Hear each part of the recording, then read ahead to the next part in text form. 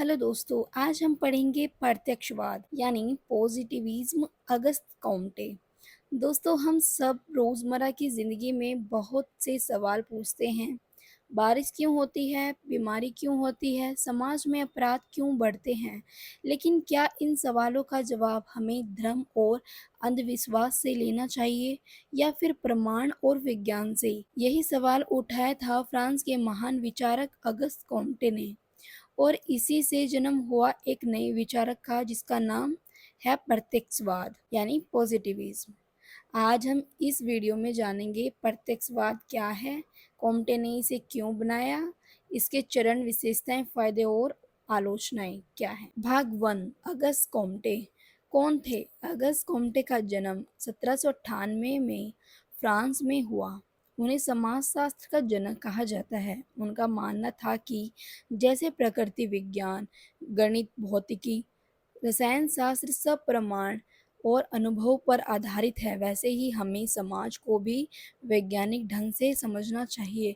इसी सोच से उन्होंने प्रत्यक्षवाद यानी पॉजिटिविज्म की नींव रखी। भाग दो, प्रत्यक्षवाद यानी पॉजिटिविज्म क्या है? पॉजिटिविज्म का मतलब है सकारात्मक, ठोस और प्रमाणित ज्ञान, यानी ऐसा ज्ञान जिसे हम देख सकें, परख सकें और साबित कर सकें। आसान शब्दों में जो बात हम अनुभव और प्रमाण से साबित कर सकें वही असली ज्ञान है। उदाहरण, पहले लोग कहते थे बारिश भगवान के गुस्से से होती है। बाद में कहा बारिश किसी अदृश्य शक्ति से होती है। लेकिन विज्ञान ने कहा बारिश इसलिए होती है क्योंकि जलवाष्प बादलों में जाकर ठंडा होकर बूंदों में बदल जाता है। यही सोच प्रत्यक्षवाद। भाग तीन, कोम्टे का तीन अवस्थाओं का नियम। कोम्टे ने बताया कि इंसान की सोच तीन अवस्थाओं से गुजरती है। पहला, धार्मिक अवस्था। लोग हर चीज को भगवान, आत्मा या अलौकिक शक्ति से जोड़ते हैं।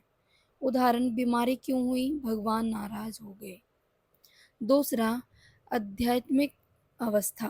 लोग दर्शन और तर्क से समझाने लगे। उदाहरण, बीमारी क्यों हुई? भाग्य या अदृश्य शक्तियों की वजह से। तीसरा, वैज्ञानिक अवस्था। लोग अब प्रमाण, प्रयोग और तथ्यों से जवाब ढूंढते हैं। उदाहरण, बीमारी क्यों हुई? वायरस या बैक्टीरिया के कारण। तीसरा चरण ही है प्रत्यक्षवाद। भाग फोर, प्रत्यक्षवाद यानी पॉजिटिविज्म की विशेषताएं। पहला, ज्ञान सिर्फ तथ्यों और प्रमाणों पर आधारित होना चाहिए।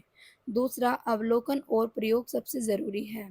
तीसरा, काल्पनिक धारणाएं और अंधविश्वास को हटाना होगा। चौथा, समाजशास्त्र को भी विज्ञान की तरह पढ़ना और सिखाना चाहिए। भाग पाँच, समाजशास्त्र और प्रत्यक्षवाद। कॉम्टे ने कहा कि जैसे भौतिकी, रसायन शास्त्र और जीव विज्ञान प्रयोगशाला में परखे जाते हैं, वैसे ही समाज को भी अनुसंधान, आंकड़े और प्रमाण से समझना होगा। इसलिए उन्होंने सोशियोलॉजी को कहा विज्ञानों की रानी। उदाहरण, अगर हमें समझना है कि अपराध क्यों बढ़ रहे हैं, पहला, धार्मिक सोच कहेगी भगवान नाराज है। दूसरा, दार्शनिक सोच कहेगी समाज का भाग्य खराब है।